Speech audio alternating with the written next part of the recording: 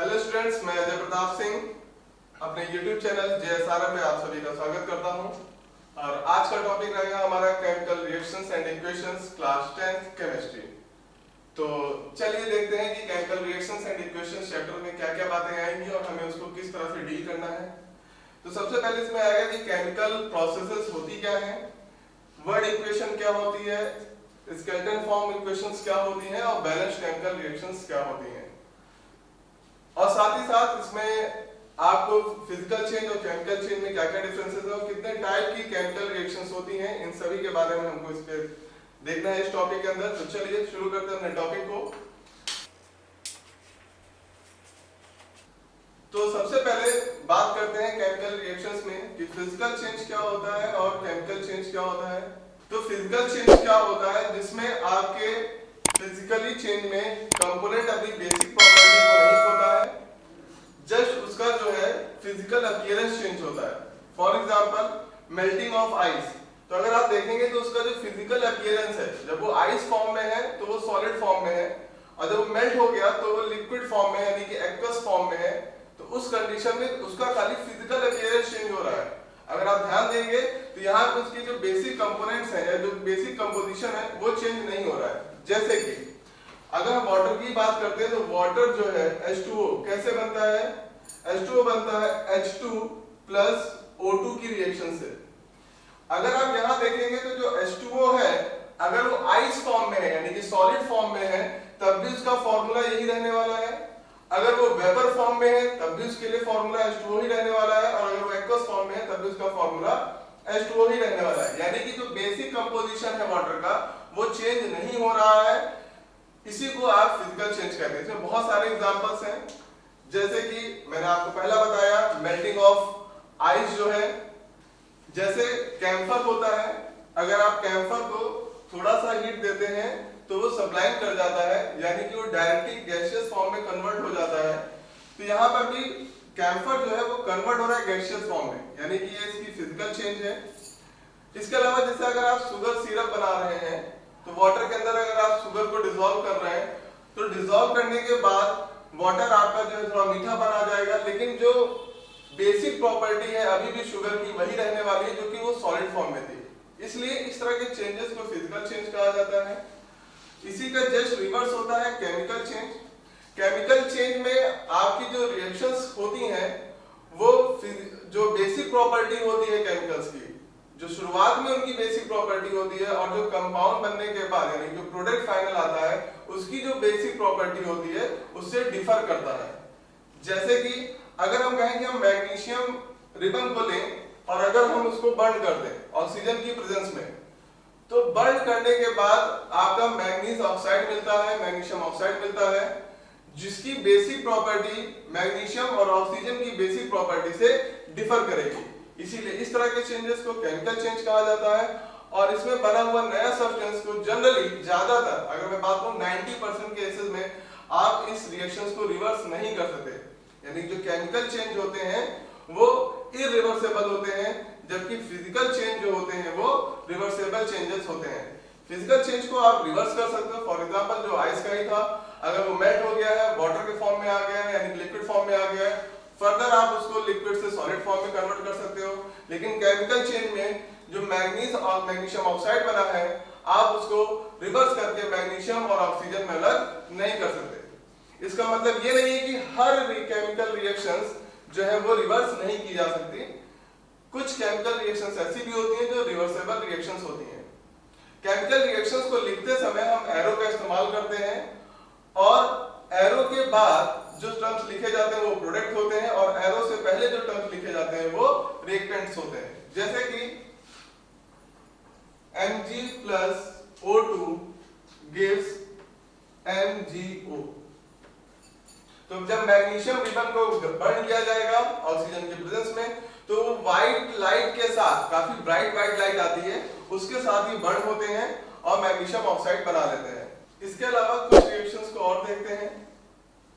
यहाँ पे बच्चों ध्यान दीजिएगा, केमिकल जो रिएक्शंस लिखी हुई है जो इक्वेशन फॉर्म में आपके यहाँ सामने प्रेजेंट है, ये बैलेंस्ड नहीं है अभी, और अभी मैं बैलेंस कर भी नहीं रहा हूँ क्योंकि चैप्टर के आगे जब आप चलेंगे तो बैलेंस फॉर्म क्या होता है जब उसकी चर्चा करेंगे कैसे बैलेंस किया जाता है किसी भी केमिकल इक्वेशन को, तब वहां पे लेंगे। लेकिन अभी हम एक एग्जांपल और लेते हैं और समझने की कोशिश करते हैं कि केमिकल चेंज क्या होता है और कैसे आपके सामने वो रखा जाएगा। जैसे कि लेड नाइट्रेट है, और अगर लेड नाइट्रेट को पोटेशियम आयोडाइड के सॉल्यूशन में डाला जाए तो येलो कलर का प्रेसिपिटेट आपको देखने को मिलेगा। वो जो येलो कलर का प्रेसिपिटेट है वो लेड आयोडाइड है। ये भी एक तरीके का केमिकल रिएक्शन है जिसमें आपका जो प्रोडक्ट है वो लेड आयोडाइड है। उसकी केमिकल रिएक्शन चलिए देखते हैं क्या बेटा। PbNO3 का whole twice plus Ki gives PbI2 plus KNO3। सभी बच्चों को ज्यादातर जो प्रॉब्लम्स आती हैं वो इस चीज को लेकर आती है कि हम जो केमिकल रिएक्शंस लिख रहे हैं, जो इक्वेशन फॉर्म कर रहे हैं, उस इक्वेशन को कैसे बनाया जाए, वो इक्वेशन कैसे आगे प्रोपोगेट करती है। क्योंकि अभी आप क्लास 10th में हैं, बहुत ज्यादा अभी बड़ी क्लास में नहीं गए, तो बहुत ज्यादा आपने इक्वेशंस के बारे में नहीं सीखा होगा, बहुत ज्यादा आप नहीं जानते हैं। तो एक छोटा सा बेसिक रूल जो आपको ध्यान रखना है स्टार्टिंग में, हर समय ये आपको काम आएगा ऐसा मैं बिल्कुल नहीं कह रहा हूँ, लेकिन स्टार्टिंग फेज में ये आपको बहुत ज्यादा हेल्प करने वाला है किसी भी केमिकल इक्वेशंस को लिखने में। सबसे पहले आपने क्लास 7 में, 8 में, 9 में आयंस के बारे में पढ़ा होगा। आयंस दो तरह के होते हैं, कैटायन और एनायन। कैटायन मतलब पॉजिटिव चार्ज जिस पर प्रेजेंट होता है जिन एलिमेंट्स पर, एनायन जिन पर निगेटिव चार्ज प्रेजेंट होता है एलिमेंट्स पर, उनको हम एनायन कहते हैं। तो हमारा काम क्या रहेगा कि जो भी हमारे पास रिएक्टेंट दिए हुए हैं उनको हम आयंस फॉर्म में ब्रेक कर लें। इससे हमें ज्यादा बेहतर समझ में आएगा कि जो हमारा प्रोडक्ट बनने वाला है वो क्या होने वाला है। तो चलिए देखते हैं। लेड नाइट्रेट, तो लेड आपका एक तरीके का मेटल होता है और मेटल के ऊपर जो चार्ज आता है वो पॉजिटिव चार्ज आता है। तो लेड के ऊपर जो चार्ज आता है वो +2 का चार्ज होता है, जबकि नाइट्रेट के ऊपर -1 का चार्ज होता है। पोटेशियम के ऊपर +1 का चार्ज होता है और आयोडीन के ऊपर -1 का चार्ज होता है। तो आपने रिएक्टेंट्स में चार्जेस को लिख लिया। अब देखिए, अब आप सोचेंगे +2 कहां से आया, -1 कहां से आया, +1 या -1 कैसे चार्जेस मैं लिख रहा हूं। तो मैंने जैसा आपको बताया 7th 8th 9th की आप बेटा बुक्स उठाइएगा, वहां पे आपको आयंस के बारे में, यानी कुछ तकरीबन 20-25 एलिमेंट्स ऐसे होते हैं जिनके आयंस फॉर्म आपको दिए रहते हैं। तो वहां से जाके आपको पढ़ना पड़ेगा कि ये +1 या +2 कहां से आया, क्योंकि कुछ के बारे में तो मैं आपको इन्फॉर्मेशन दे सकता हूं। जब आपको मैं पीरियोडिक टेबल चैप्टर पढ़ाऊंगा वहां पे मैं आपको कुछ इन्फॉर्मेशन दे दूंगा कि कैसे पता किया जाता है कि चार्जेस कैसे आ रहे हैं, कितने प्लस आएंगे या कितने माइनस आएंगे। लेकिन यहाँ पर अगर आप देखेंगे तो कुछ रेडिकल भी हैं, जैसे NO3 एक रेडिकल है, तो वहां पे चार्ज कैसे आया। तो आप अभी बेसिक फॉर्म में अगर आप पुरानी बुक्स को उठा के पढ़ लेंगे तो आपको समझ में आ जाएगा। तो चलिए देखते हैं बेटा। अब ये प्लस है तो प्लस वाला रिएक्ट करके, क्योंकि देखिए यहाँ पे रिएक्शंस हो रही हैं, तो प्लस वाला माइनस के साथ ही जाएगा, यानी कि Pb जो है वो I के साथ रिएक्ट करने वाला है, और यहाँ पे जो प्लस है वो माइनस के साथ जाएगा, यानी कि K जो है पोटेशियम वो नाइट्रेट के साथ रिएक्शन करने वाला है। अब Pb पे चार्ज है 2 और I पे चार्ज है -1 का। तो अगर मैं यहाँ पे रफ कॉलम में देखूं तो Pb +2 और I -1। जब आप छोटे रहे होंगे तभी आपको बताया गया होगा कि कैसे फॉर्मूला लिखा जाता है केमिकल्स का। तो बेटा इसको यहाँ पे आ जाता है ये चार्ज, और ये चार्ज यहाँ पे चला जाता है। लेकिन अब जब आप लिखेंगे तो Pb1 हम नहीं मेंशन करते, और जो साइन होता है उसको भी मेंशन नहीं किया जाता है। तो जो 1 है उसको नहीं मेंशन करेंगे, साइन को भी मेंशन नहीं किया जाता है, यानी कि Pb के पास कोई कुछ नहीं लिखा जाएगा। अब I के पास क्या गया बेटा, ऊपर से देखिएगा, ऊपर से क्या गया है I के पास 2 गया है। तो PbI2 आपका कंपाउंड बनेगा, यानी जो प्रोडक्ट है आपका वो PbI2 बनेगा। तो देखिए यहाँ पे क्या PbI2 बना है या नहीं बना है, हाँ बना हुआ है, यानी कि सही है हमारा। और दूसरा अगर आप देखिएगा तो आपके पास है पोटेशियम प्लस का चार्ज है, नाइट्रेट NO3 -1 का चार्ज है। क्रॉस मल्टीप्लाई करेंगे अगर आप तो देखेंगे कि 1 में लिखता नहीं और चार्जेस पे प्लस या माइनस का साइन भी नहीं मेंशन किया जाता है, और नाइट्रेट NO3 और इस पे भी कोई चार्ज नहीं जाएगा, यानी कि KNO3, और ये भी आपका यहाँ पे प्रेजेंट है प्रोडक्ट में, तो यानी कि आपकी जो इक्वेशंस है वो सही इक्वेशन आपने बना रखी है। ये जो आपका लेड आयोडाइड है ये आपका येलो कलर का आपको देखने को मिलेगा, जो कि प्रेसिपिटेटेड फॉर्म में होता है, येलो कलर का होता है बेटा, और ये एक प्रेसिपिटेट है PPT। प्रेसिपिटेट के लिए शॉर्ट फॉर्म PPT का इस्तेमाल किया जाता है। अगर आप प्रेसिपिटेट नहीं लिखना चाहते हैं और अगर आप इसको एरो से सिंबलाइज करना चाहते हैं, तो अगर आप यहाँ पे नीचे की ओर एरो बना देंगे, डाउनवर्ड डायरेक्शन में अगर एरो बना दिया जाए तो वो एरो जो है वो प्रेसिपिटेट को ही शो करता है किसी भी केमिकल रिएक्शंस में। लेकिन इस केमिकल रिएक्शंस को कई तरीके से लिखा जाता है, जैसे का वर्ड इक्वेशन होता है, स्केलेटन फॉर्म होता है, और साथ ही साथ बैलेंस्ड केमिकल इक्वेशन फॉर्म होता है। तो जो केमिकल इक्वेशंस है वो 3 तरीके से लिखी जाती हैं, वर्ड इक्वेशन, स्केलेटन फॉर्म और बैलेंस्ड केमिकल इक्वेशन। तो सबसे पहले हम देखेंगे कि वर्ड इक्वेशन क्या होती है। वर्ड इक्वेशन जैसा आपको शब्द से ही क्लियर हो रहा होगा, वर्ड यानी कि वर्ड्स के फॉर्म में इक्वेशंस को लिखना, तो उसको वर्ड इक्वेशन कहते हैं। जैसे अगर मैं कहूं कि मुझे वाटर फॉर्म करना है, तो वाटर के लिए आपको क्या चाहिए बेटा, हाइड्रोजन चाहिए और ऑक्सीजन चाहिए। और अगर आप उसको सिंबॉलिकली रिप्रेजेंट ना करें, यानी कि आप खाली क्या करें, पूरा का पूरा हाइड्रोजन लिखें, hydrogen plus oxygen gas water. तो इस तरह से जब आप किसी भी इक्वेशंस को लिखेंगे, वर्ड्स में जब आप किसी भी इक्वेशंस को लिखेंगे तो उसको कहा जाता है वर्ड इक्वेशन। दूसरा आता है सिंबॉलिक रिप्रेजेंटेशन, जिसको जनरली स्केलेटन फॉर्म में भी समझा जाता है।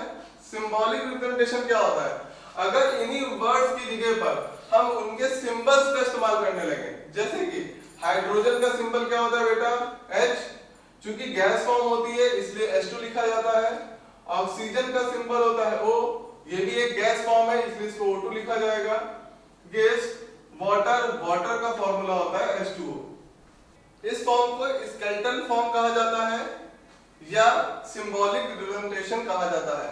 क्योंकि हमने सिंबल्स का इस्तेमाल किया यहाँ पर, इसलिए सिंबॉलिक रिप्रेजेंटेशन है।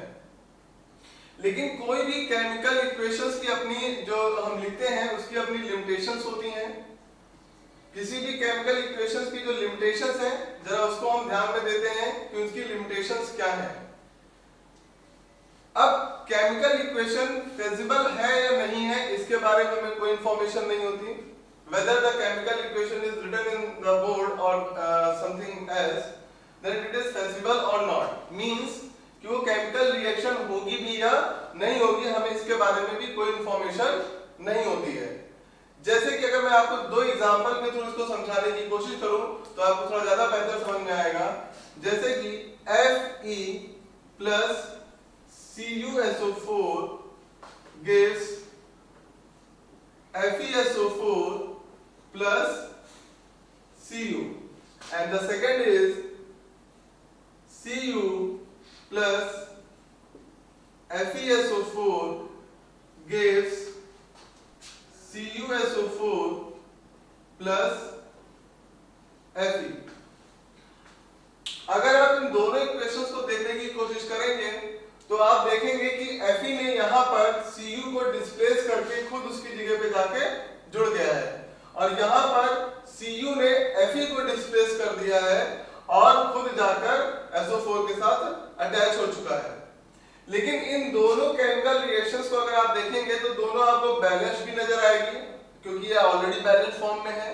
तो इक्वेशन बैलेंस भी है और हो भी सकती है, देखने में आपको लग भी रहा होगा कि हाँ ये रिएक्शंस हो भी सकती हैं। लेकिन मजेदार बात इसमें एक ये है कि इसमें से एक रिएक्शन बेटा होगी और एक रिएक्शन नहीं होगी। आप थोड़ा अपने दिमाग पे जोर डालिएगा और सोचिएगा कि कौन सी रिएक्शन होगी और कौन सी नहीं होगी। हालांकि मैं आपको आंसर कर देता हूं, अगर जिसको आंसर मिल गया हो तो बहुत अच्छी बात है, और जिसको अभी भी नहीं पता चला कि कौन सी रिएक्शंस होगी या नहीं, तो इसके लिए आपको मेटल एक्टिविटी सीरीज का जो ऑर्डर होता है आपको वो ध्यान रखना है। यानी कि अगर हम बात करें मेटल एक्टिविटी सीरीज का मतलब क्या है। अब सपोज करिए आप बैठे हुए हैं और कोई आपके पास आया, उसने कहा भैया प्लीज अपनी जगह दे दीजिए, हम आपकी जगह पर बैठना चाहते हैं। हो सकता है आप अगर अच्छे इंसान है, अगर आपको उसके अंदर लगता है कि हाँ इसको ज्यादा नीड है मेरे से, तो सकता है आप उसको सीट प्रोवाइड करा दें और आप खुद उठ जाएं। लेकिन अगर ऐसा नहीं है, आपको लगता है कि नहीं उसकी जरूरत नहीं है और आपकी भी ज्यादा जरूरत है और आप पहले आए थे तो आपको बैठना चाहिए है सीट पे, तो ऑफ कोर्स जाहिर सी बात है कि आप भी बैठे रहना चाहेंगे। लेकिन सपोज करिए कि जो आने वाला है वो आपसे बहुत ताकतवर है, तो जाहिर सी बात है भैया या तो डर के खुद ही छोड़ दोगे या तो बहुत आसानी से आपको हटा देगा और खुद जाके बैठ जाएगा। तो कौन हटा सकता है आपको? जाहिर सी बात है जो आपसे ज्यादा ताकतवर है। तो वही चीज भैया केमिस्ट्री में भी है, जो ज्यादा ताकतवर मेटल होगा वो अपने से कम ताकतवर मेटल को हटा सकता है, लेकिन कम ताकतवर मेटल अपने से ज्यादा ताकतवर वाले मेटल को तो नहीं हटा सकता। इसीलिए मैंने जो शब्द का इस्तेमाल किया मेटल एक्टिविटी सीरीज, यानी कि मेटल में कौन ज्यादा रिएक्टिव होगा, कौन ज्यादा एक्टिव होगा। जो ज्यादा एक्टिव होगा वो अपने से कम एक्टिव वाले को आसानी से हटा सकता है। तो ऊपर वाली जो रिएक्शन है ये होगी क्योंकि Fe जो है वो Cu से ज्यादा रिएक्टिव होता है। अभी लास्ट में मैं आपको ऑर्डर लिख के दे दूंगा, उस ऑर्डर को आप एज इट इज कॉपी कर लीजिएगा। और वो ऑर्डर बहुत इंपॉर्टेंट है बेटा, क्योंकि एग्जाम्स में कई बार ऐसी रिएक्शंस आ जाती हैं जहां आपको बताना होता है कि whether this type of reaction will goes on और नॉट। तो यहाँ पे जो Fe है वो Cu से ज्यादा ताकतवर है, तो वो Cu को हटा देगा और ये खुद जाके जुड़ जाएगा और ये रिएक्शन होगी।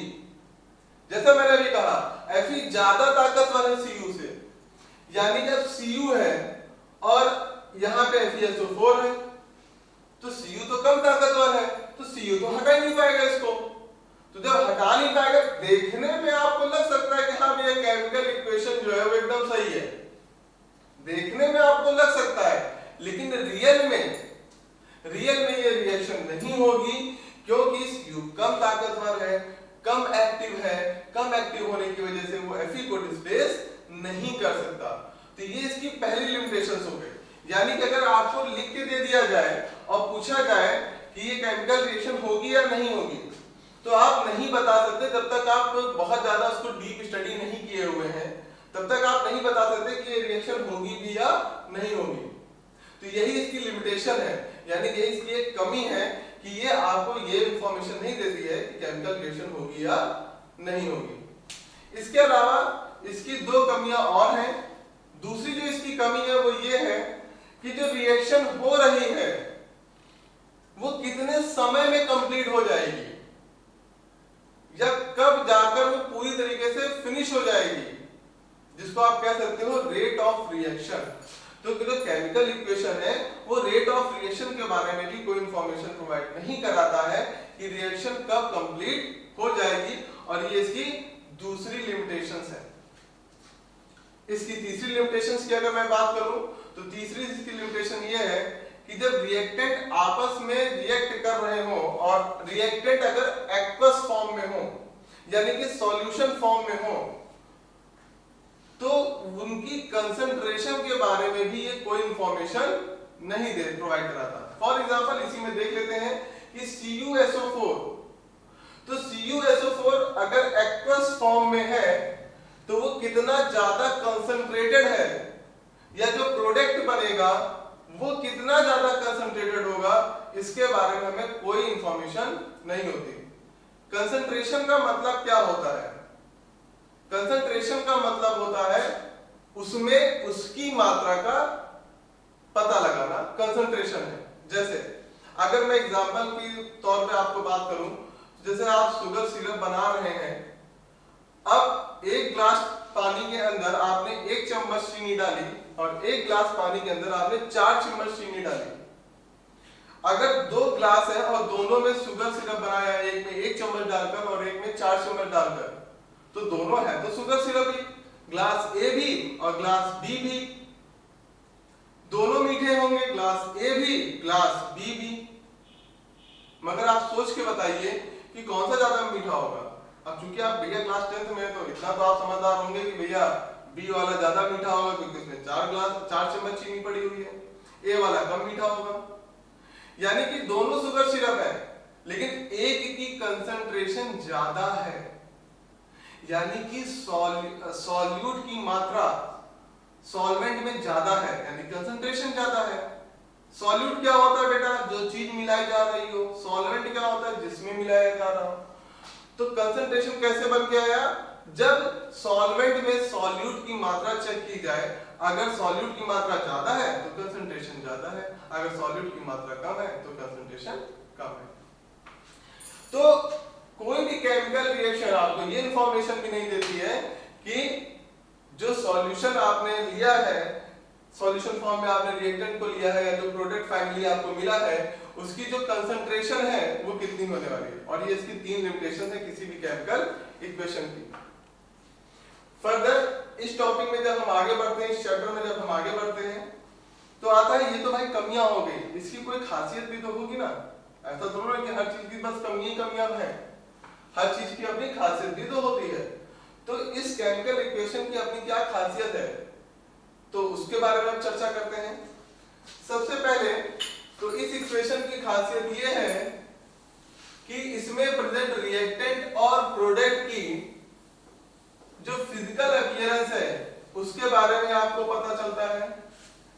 जैसे जो आपने रिएक्टेंट लिया है, फिजिकल स्टेट के बारे में पता चलने का मतलब क्या है कि वो सॉलिड फॉर्म में है, एक्वस फॉर्म में है या गैसियस फॉर्म में है। तो जो रिएक्टेंट आपने लिए हैं वो किस फॉर्म में है इसके बारे में आपको पता चलता है। तो जैसे आपने Mg प्लस O2 लिया था और आपका बना था MgO। बेटा मैं बार बार आपको वही रिएक्शन इसलिए लिख के दे रहा हूं ताकि कम से कम कुछ ही रिएक्शन सही लेकिन आपके दिमाग में बैठ जाए, जिससे कि आपके बोर्ड्स के पेपर में आपको बहुत ज्यादा हेल्प मिल सके। ये जो MgO होता है, मैग्नीशियम ऑक्साइड होता है, ये व्हाइट पाउडर होता है, व्हाइट पाउडर फॉर्म में होता है।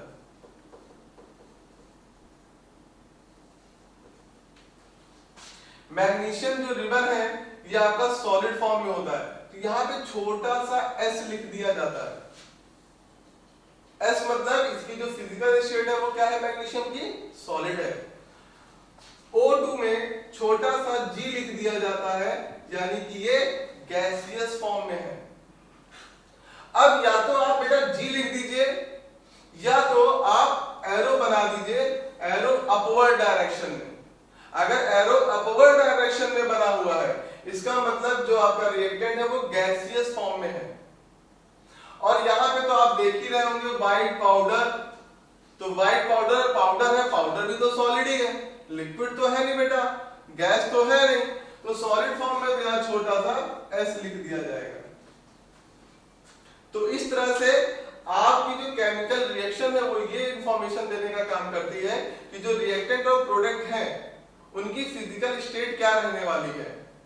अभी जैसे आपने एक रिएक्शन में देखा था कि येलो कलर का प्रेसिपिटेट मिल रहा था लेड आयोडाइड का, तो जो लेड आयोडाइड का येलो कलर का प्रेसिपिटेट है, ध्यान रखिएगा मैंने वहां से क्या कहा था कि प्रेसिपिटेट है, या तो आप पीपीटी लिख दीजिए या तो आप डाउनवर्ड डायरेक्शन में एरो बना दीजिए, यानी गैसियस अपवर्ड डायरेक्शन में और प्रेसिपिटेट डाउनवर्ड डायरेक्शन में।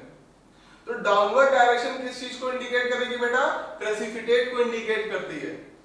तो आप प्रेसिपिटेट लिखना है तो डाउनवर्ड डायरेक्शन में एरो बना दीजिए।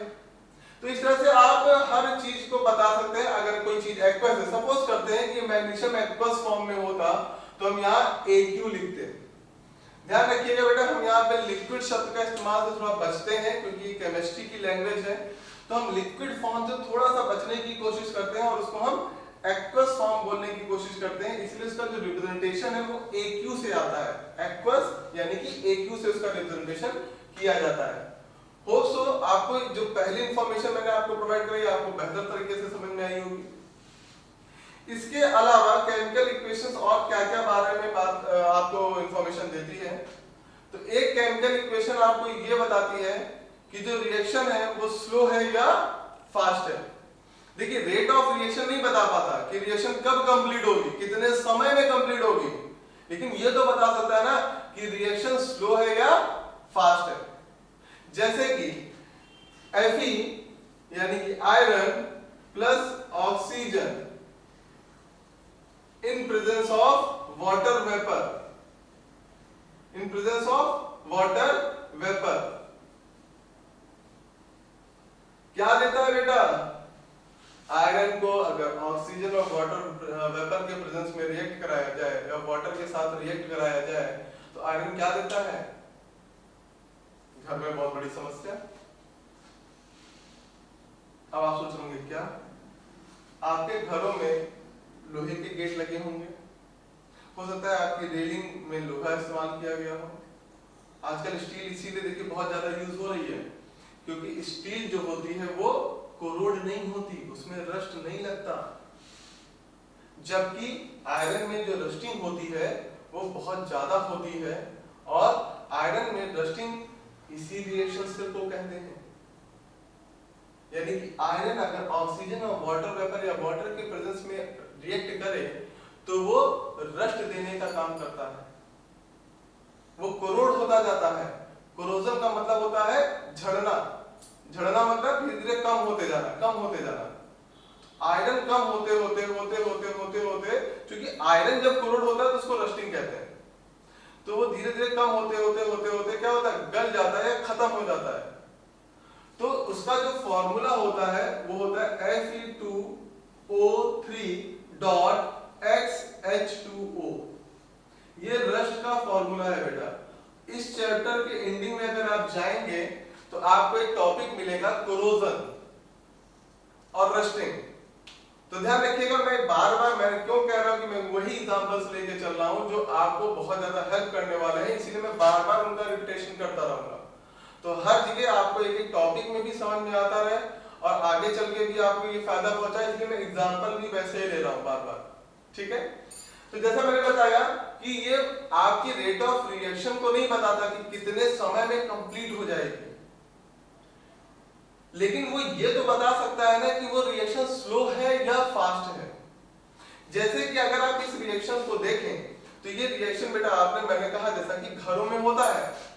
जैसे कि आपने देखा कि इस तरह की जो रिएक्शंस होती हैं आपके घरों में, आपने देखा 8 साल 10 साल आराम से आपका गेट चल रहा है। हालांकि ऐसा नहीं कि 8-10 साल में खराब हो जाता है, आपके केयर करने के ऊपर है। आप जैसे केयर करेंगे ये आपको उतना लंबा इस्तेमाल हो सकता है, उतनी देर तक आपका जो है गेट वाला चलेगा।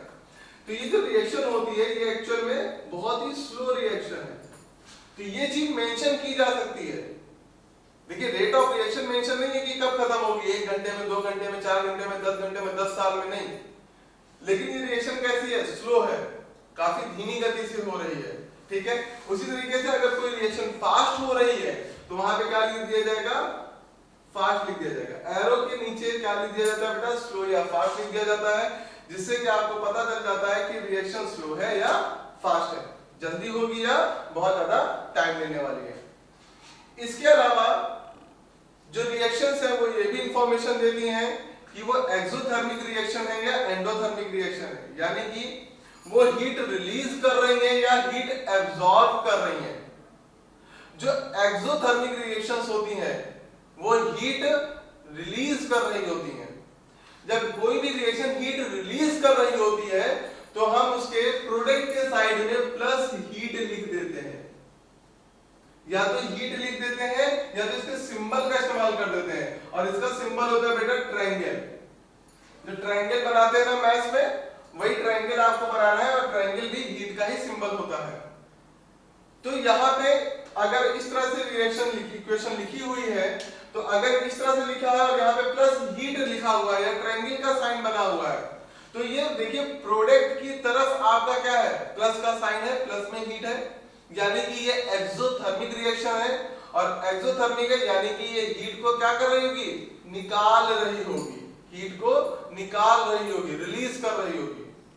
और अगर यहीं पे माइनस का साइन बना दिया जाए प्रोडक्ट की तरफ, माइनस हीट या माइनस डेल्टा, तो इसका मतलब ये होता है कि ये हीट एब्जॉर्ब कर रही है, और इस तरह की रिएक्शन को एंडोथर्मिक रिएक्शंस कहा जाता है। तो आपको ये तीसरी इंफॉर्मेशन नहीं पता चल रही कि वो हीट रिलीज कर रही है या हीट एब्जॉर्ब कर रही है। इसके अलावा भी बहुत सारी जानकारियां होती हैं किसी भी रिएक्शंस के बारे में, जो एक केमिकल इक्वेशन देने का काम करती है। जैसे कि कितना एटमॉस्फेरिक प्रेशर है, तो जितने एटमॉस्फेरिक प्रेशर पे रिएक्शन हो रही होगी उसको एरो के ऊपर लिख दिया जाता है। कौन कौन से कैटलिस्ट का इस्तेमाल किया जा रहा है, तो कैटलिस्ट का इस्तेमाल जो किया जा रहा होगा वो भी यहाँ पे लिख दिया जाता है। कैटलिस्ट होता क्या है ये समझ लेते हैं, छोटा सा है, जो रेट ऑफ रिएक्शन को इंक्रीज या डिक्रीज कर दे। वो मेन रिएक्शन में पार्ट नहीं लेता, वो ऐसा नहीं है कि रिएक्टेंट के साथ मिल करके कुछ प्रोडक्ट बना लेगा, नहीं, वो रिएक्टेंट के साथ मिलकर कोई प्रोडक्ट नहीं बनाने वाला। बस वो करता क्या है, जैसे मान लीजिए भैया आप दो दोस्त हैं, आप में किसी भी वजह से लड़ाइयां हो गई, अब उस लड़ाई की वजह से आप दो दोस्त बात नहीं कर रहे, और एक तीसरा आपका जो कॉमन फ्रेंड है, जो कि उसका भी दोस्त होगा और आपका भी दोस्त होगा, वो दोनों के बीच बात कराने की कोशिश करें, भाई थोड़ा फ्रेंडशिप हो जाए यार, कितने सालों से चल रही है, दोस्ती चल रही है, अचानक से पता नहीं कोई विवाद हो गया, टूट गई, ब्रेक हो, तो वो दोस्ती फिर से हो जाए, तो वो क्या करेगा, आप दोनों को समझाएगा। वही काम यहाँ पर भी होता है रिएक्टेंट के साथ। अब रिएक्टेंट मिला तो दिया, लेकिन हो सकता है प्रोडक्ट बन ही ना रहा हो। अब प्रोडक्ट बन नहीं रहा है तो जाहिर सी बात है कोई ऐसी चीज डाल दी जाए उसमें जो दोनों को मिलाने का काम करे, उसी को कैटलिस्ट कहा जाता है। तो कैटलिस्ट क्या होता है, रेट ऑफ रिएक्शन को स्टार्ट करता है या रेट ऑफ रिएक्शन को इंक्रीज करता है या डिक्रीज करता है। या अगर कुछ रिएक्शन बहुत तेजी गति से हो रही हो, बहुत तेज हो रही हो, जैसा कि आपका जो न्यूक्लियर बम होते हैं उसमें आपको रिएक्शन को थोड़ा स्लो करना होता है, क्योंकि रिएक्शन बहुत फास्ट चलती है, चेन रिएक्शन होती है और चेन रिएक्शन बहुत तेजी से चलती है, तो वो बहुत तेज ना हो जाए इसलिए उसको थोड़ा सा स्लो करने के लिए उसमें हैवी वाटर का इस्तेमाल किया जाता है, जिससे कि रिएक्शन को स्लो डाउन किया जा सके। तो कैटलिस्ट जो भी यूज किया जा रहा है, उस कैटलिस्ट को यहाँ पे एरो के पास, एरो के ऊपर या नीचे वहां पे लिख दिया जाता है। जैसे मान लिया आपने पीटी इस्तेमाल किया तो आपने यहाँ पीटी लिख दिया। अगर मान लीजिए आपने H2SO4 का इस्तेमाल किया तो आपने H2SO4 लिख दिया। तो ये जो आप कैटलिस्ट का इस्तेमाल कर रहे हैं उसको एरो के पास लिख दिया जाता है। किस एटमॉस्फेरिक प्रेशर में आप रिएक्शन को करा रहे हो वो भी मेंशन कर दिया जाता है। तो इस तरह से इस इंफॉर्मेशन को भी देने का काम एक केमिकल रिएक्शन करती है। अब बात करते हैं बैलेंस्ड केमिकल इक्वेशन क्या होती है। तो चलिए एग्जांपल के थ्रू समझने की कोशिश करते हैं।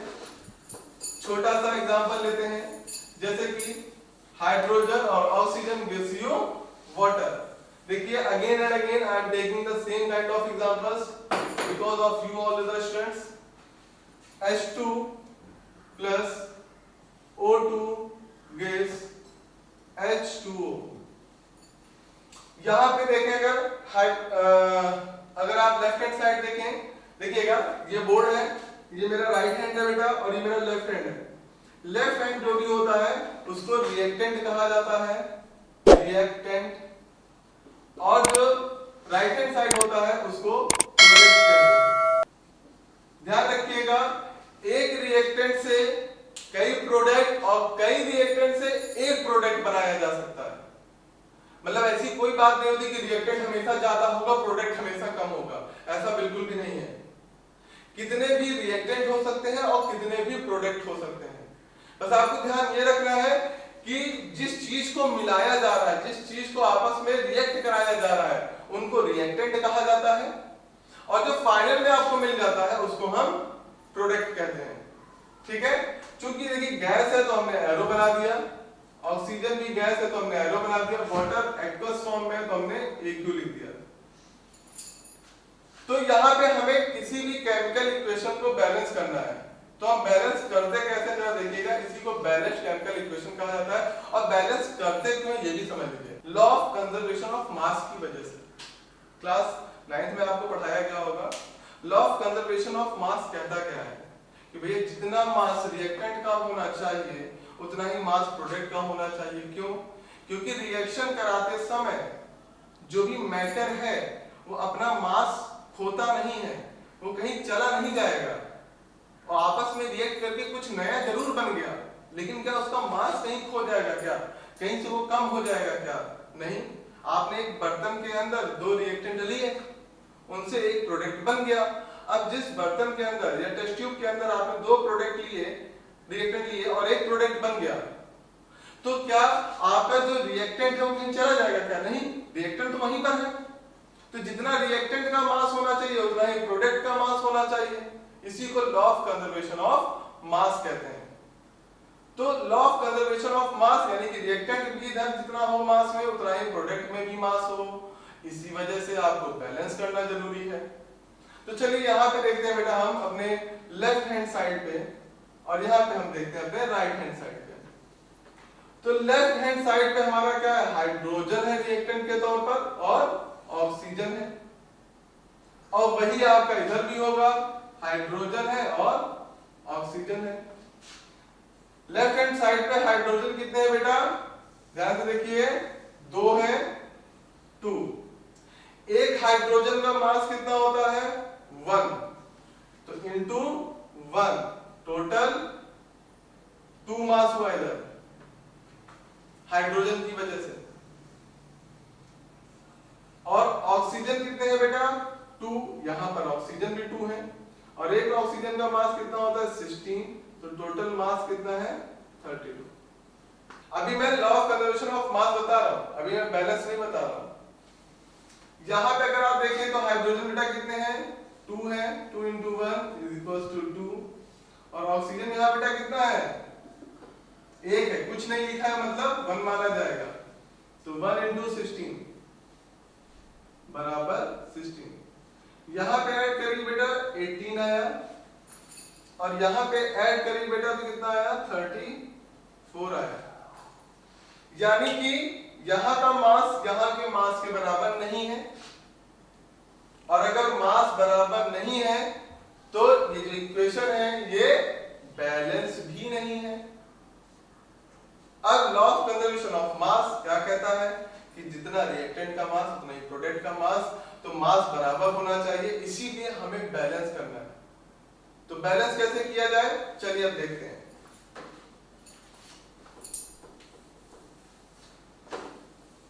रिएक्टेंट में हाइड्रोजन की संख्या कितनी है बेटा? 2 है और ऑक्सीजन की संख्या कितनी है? वो भी 2 है। प्रोडक्ट में हाइड्रोजन की संख्या 2 है, तो यहाँ पे हाइड्रोजन 2 था, यहाँ भी हाइड्रोजन 2 है। ये बात तो अच्छी लगी, चलो बैलेंस है इधर।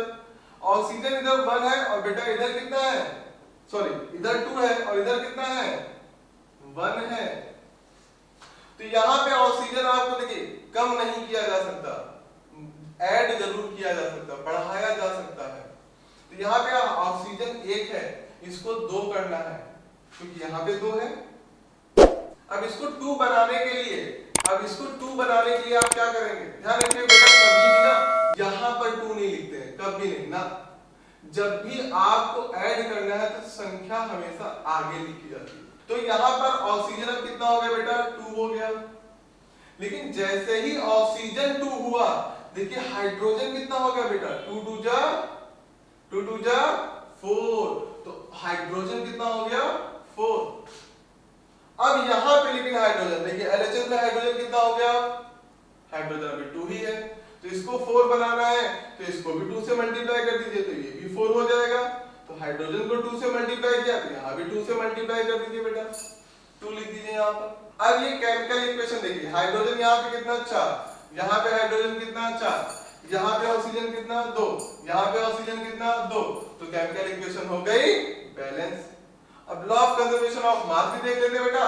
4 हाइड्रोजन की 1 से मल्टीप्लाई करेंगे यानी कि 4, 2 ऑक्सीजन 16 से मल्टीप्लाई करेंगे तो कितना हो जाएगा? 32। यहाँ पर बेटा 4 into 1 = 4, 2 into 16 = 32।